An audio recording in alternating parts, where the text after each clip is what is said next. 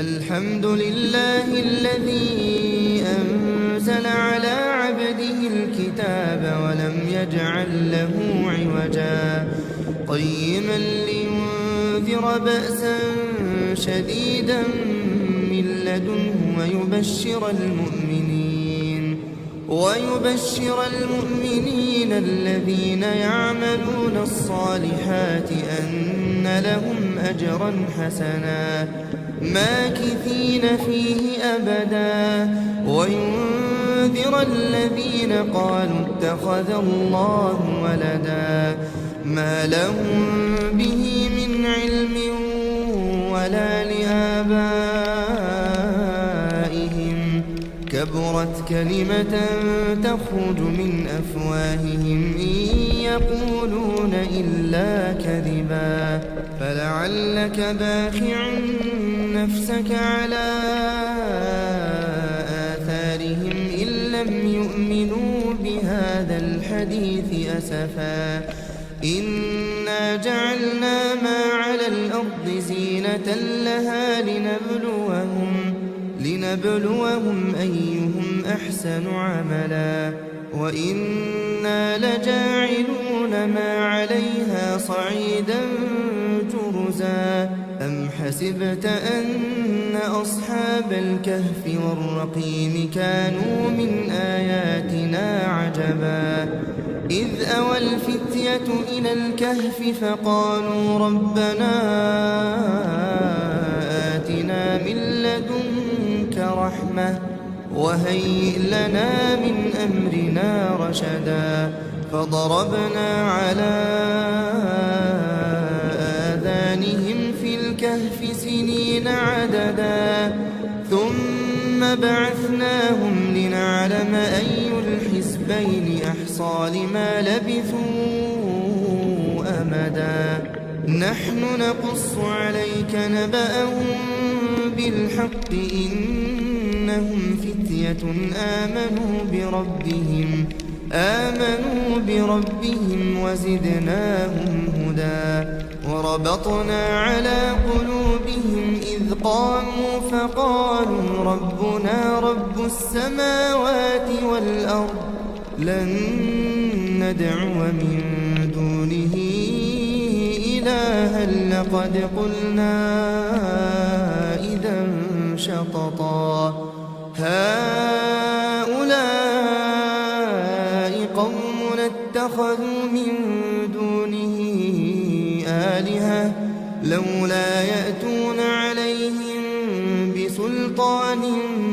بين فمن أظلم ممن افترى على الله كذبا وإذ اعتزلتموهم وما يعبدون إلا الله فأووا إلى الكهف ينشر لكم ربكم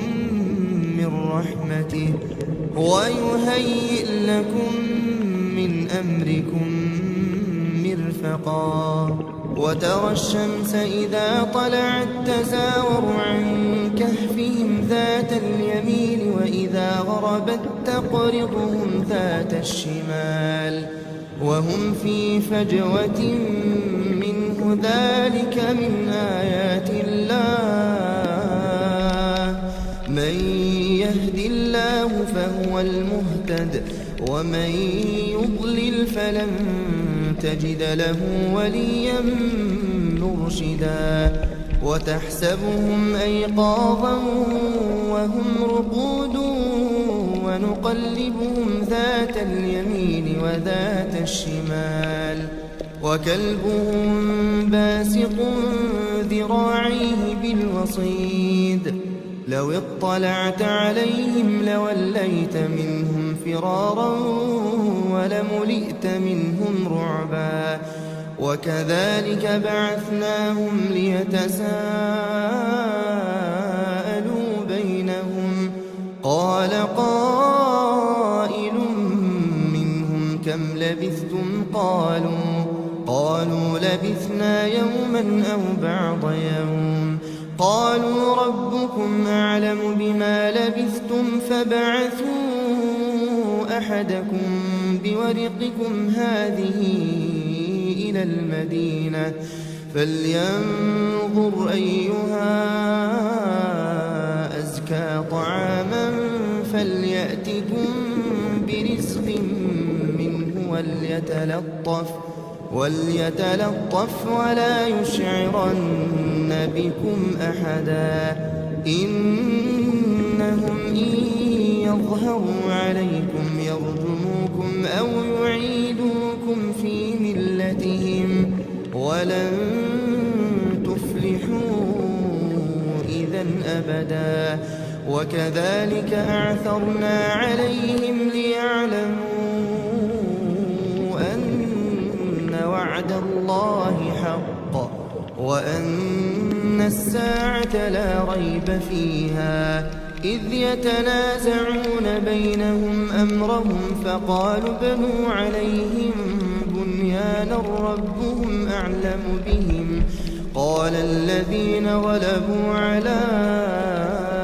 أمرهم لنتخذن عليهم مسجدا سيقولون ثلاثة رابعهم كلبهم ويقولون خمسة سادسهم كلبهم رجما بالغيب ويقولون سبعة وثامنهم كلبهم قل ربي أعلم بعدتهم ما يعلمهم إلا قليل فلا تمار فيهم إلا مراء ظاهرا ولا تستفت فيهم منهم أحدا ولا تقولن لشيء إني فاعل ذلك غدا إلا أن يشاء الله واذكر ربك إذا نسيت وقل عسى أن يهديني ربي لأقرب من هذا رشدا ولبثوا في كهفهم 300 سنين وازدادوا 9 قل الله أعلم بما لبثوا له غيب السماوات والأرض أبصر به وأسمع ما لهم من دونه من ولي ولا يشرك في حكمه أحدا واتل ما أوحي إليك من كتاب ربك لا مبدل لكلماته ولن تجد من دونه ملتحدا واصبر نفسك مع الذين يدعون ربهم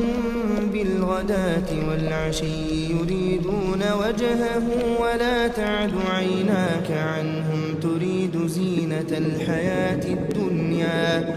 ولا تطع من أغفلنا قلبه عن ذكرنا واتبع هواه وكان أمره فرطا وقل الحق من ربكم فمن شاء فليؤمن ومن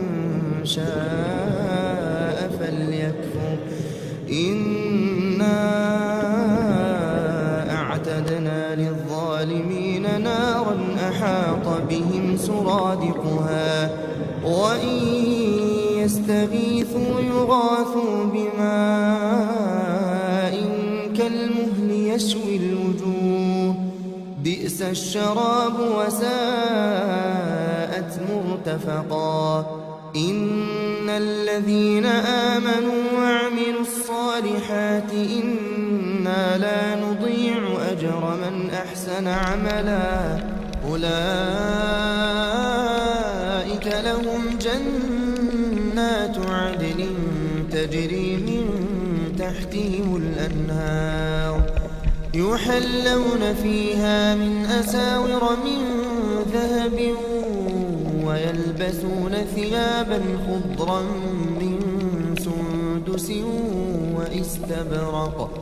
متكئين فيها على الأرائك نعم الثواب وحسنت مرتفقا واضرب لهم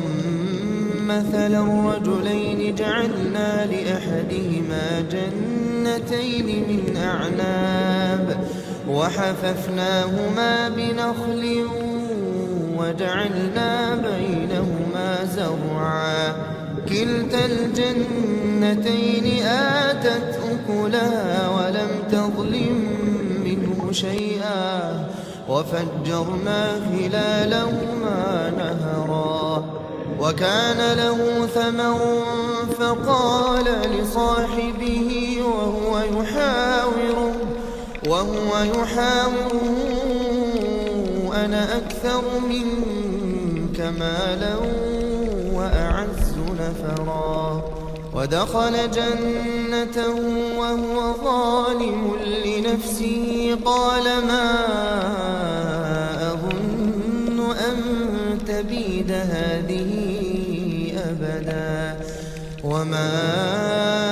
أظن الساعة قائمة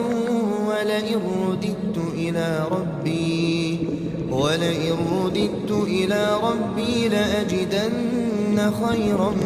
منها منقلبا قال له صاحبه وهو يحاوره أكفرت بالذي خلقك من تراب ثم من نطفة ثم سواك رجلا لكن هو الله ربي ولا أشرك بربي أحدا ولولا إذ دخلت جنتك قلت ما شاء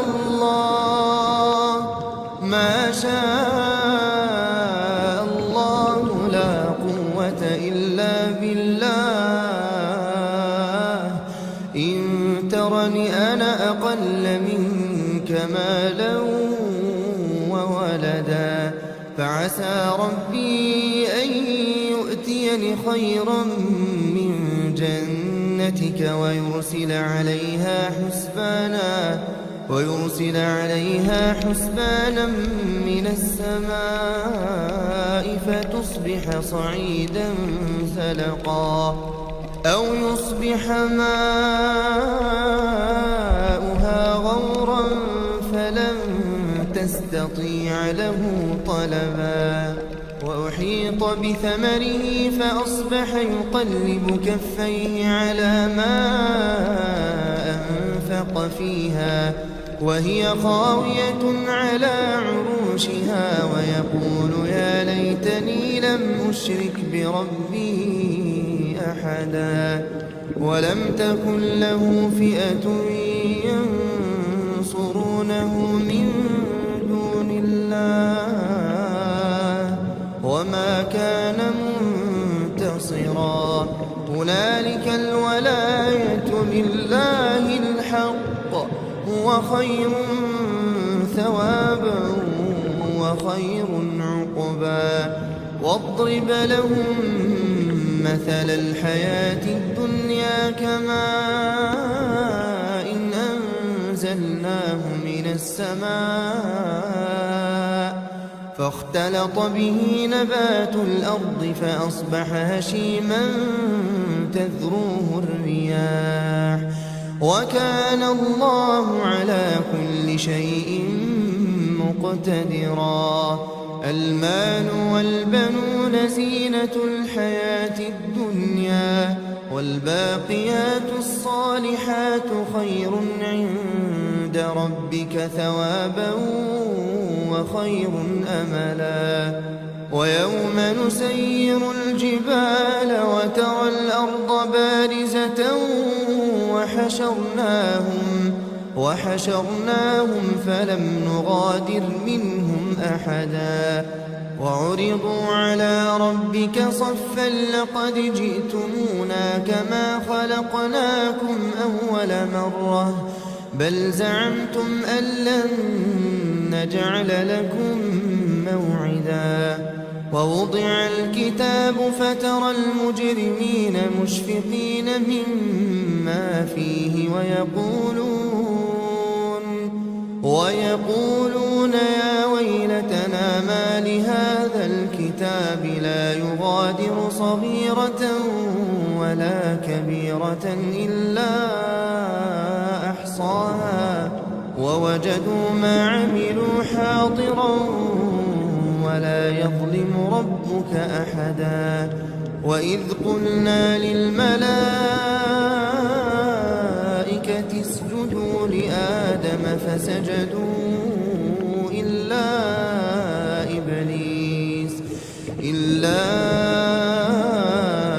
إبليس كان من الجن ففسق عن أمر ربه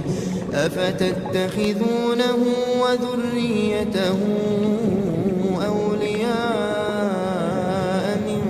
دوني وهم لكم عدو بئس للظالمين بدلا. ما أشهدتهم خلق السماوات والأرض ولا خلق أنفسهم وما كنت متخذ المضلين عضدا. ويوم يقول نادوا شركائي الذين زعمتم فدعوهم فلم يستجيبوا لهم وجعلنا بينهم موبقا. ورأى المجرمون النار فظنوا أنهم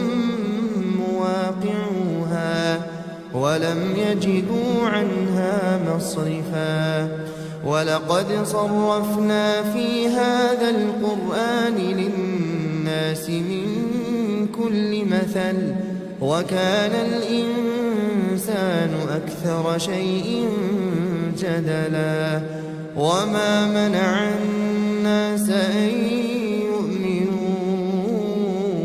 إذ جاءهم الهدى ويستغفروا ربهم إلا أن تأتيهم سنة الأولين أو يأتيهم العذاب قبلا. وما نرسل المرسلين إلا مبشرين ومنذرين ويجادل الذين كفروا بالباطل ليدحضوا به الحق واتخذوا آياتي وما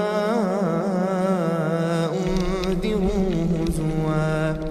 ومن أظلم ممن ذكر بآيات ربه فأعرض عنها ونسي ما قدمت يداه إنا جعلنا على قلوبهم أكنة أن يفقهوه وفي آذانهم وقرا وإن تدعهم إلى الهدى فلن يهتدوا إذا أبدا. وربك الغفور ذو الرحمة لو يؤاخذهم بما كسبوا لعجل لهم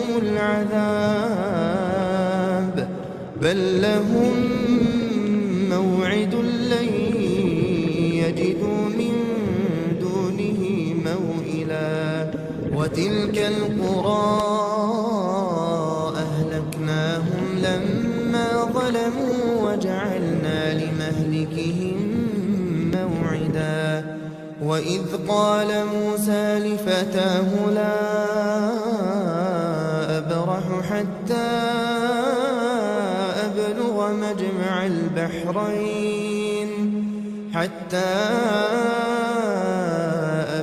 مجمع البحرين أو أمضي حقبا. فلما بلغا مجمع بينهما نسيا حوتهما فاتخذ سبيله في البحر سربا. فلما جاوزا قال لفتاه آتنا غداءنا لقد لقينا من سفرنا هذا نصبا قال أرأيت إذ أوينا إلى الصخرة فإني نسيت الحوت وما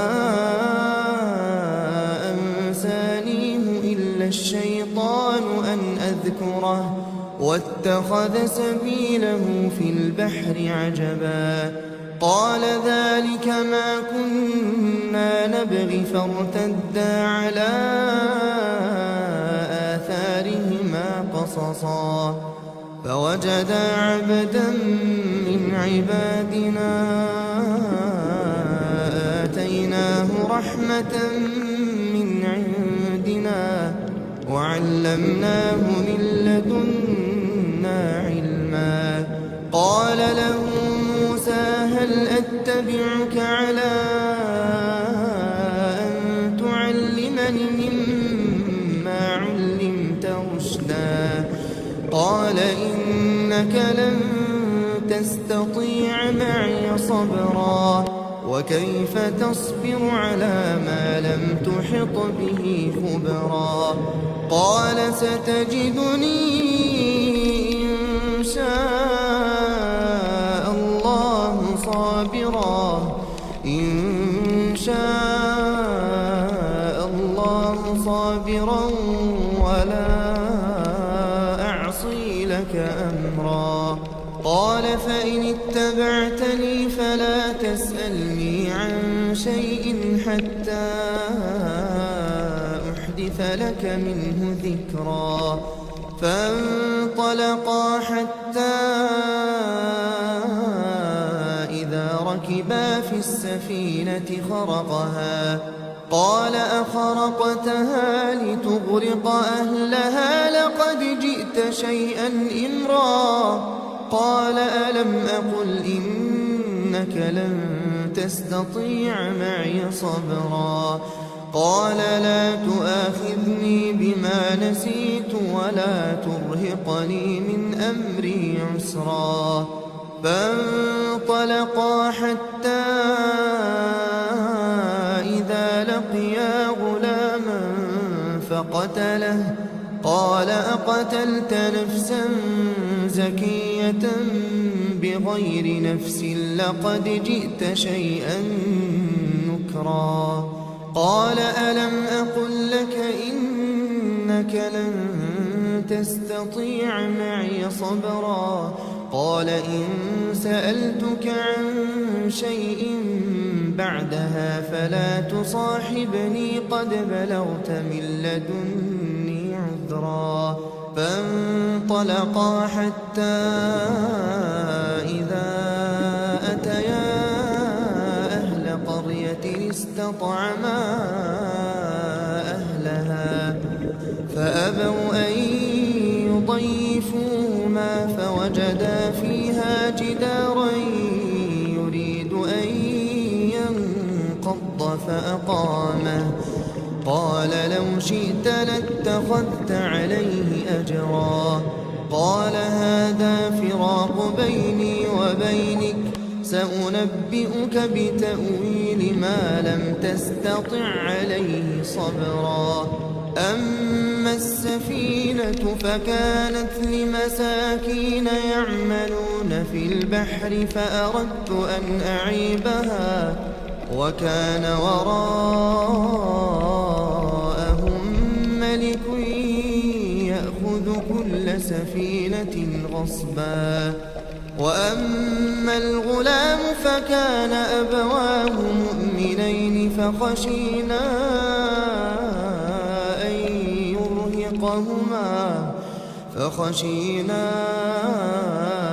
أن يرهقهما طغيانا وكفرا فأردنا أن يبدلهما ربهما خيرا منه زكاة وأقرب رحما وأما الجدار فكان لغلامين يتيمين في المدينة وكان تحته كنز لهما وكان أبوهما صالحا فأراد ربك أن يبلغا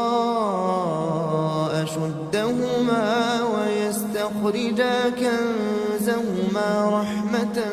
من ربك وما فعلته عن أمري ذلك تأويل ما لم تسطع عليه صبرا ويسألونك عن ذي القرنين قل سأتلو عليكم منه ذكرا إنا مكنا له في الأرض وآتيناه من كل شيء سببا فأتبع سببا حتى إذا بلغ مغرب الشمس وجدها تغرب في عين حمئة ووجد عندها قوما قلنا يا ذا القرنين إما أن تعذب وإما أن تتخذ فيهم حسنا قال أما من ظلم فسوف نعذبه ثم يرد إلى ربه فيعذبه عذابا نكرا وأما من آمن وعمل صالحا فله جزاء الحسنى وسنقول له من أمرنا يسرا ثم أتبع سببا حتى إذا بلغ مطلع الشمس وجدها تطلع على قوم لم نجعل لهم من دونها سترا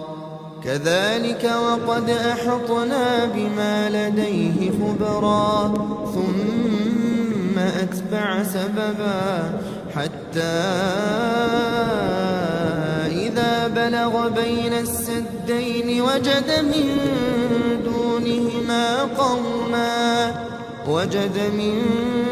دونهما قوما لا يكادون يفقهون قولا قالوا يا ذا القرنين إن يأجوج ومأجوج مفسدون في الأرض فهل نجعل لك خرجا على أن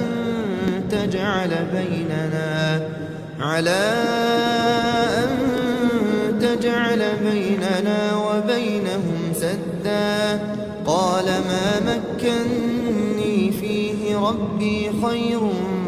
فأعينوني بقوة أجعل بينكم وبينهم ردما آتوني زبر الحديد حتى إذا ساوى بين الصدفين قال انفخوا حتى إذا جعله نارا قال آتوني أفرغ عليه قطرا فما استطاعوا أن يظهروه وما استطاعوا له نقبا قال هذا رحمة من ربي فإذا جاء وعد ربي جعله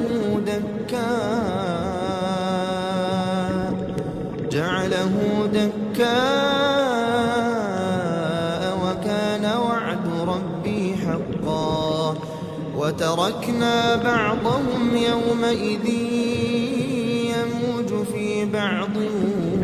ونفخ في الصور فجمعناهم جمعا وعرضنا جهنم يومئذ للكافرين عرضا الذين كانت أعينهم في غطاء عن ذكري وكانوا لا يستطيعون سمعا أفحسب الذين كفروا أن يتخذوا عبادي من دوني أولياء إنا أعتدنا جهنم للكافرين هل ننبئكم بالأخسرين أعمالا الذين ضل سعيهم في الحياة الدنيا وهم يحسبون أنهم يحسنون صنعا أولئك الذين كفروا بآيات ربهم ولقائه فحبطت أعمالهم فلا نقيم لهم يوم القيامة وزنا ذلك جزاؤهم جهنم بما كفروا واتخذوا آياتي ورسلي هزوا إن الذين آمنوا وعملوا الصالحات كانت لهم جنات الفردوس نزلا خالدين فيها لا يبغون عنها حولا قل لو كان البحر مدادا لكلمات ربي لنفد البحر قبل أن تنفد كلمات ربي ولو جئنا بمثله مددا قل إنما أنا بشر مثلكم يوحى إلي أنما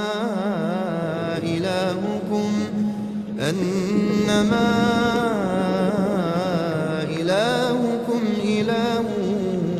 واحد فمن كان يرجو لقاء ربه فليعمل عملا صالحا ولا يشرك بعبادة ربه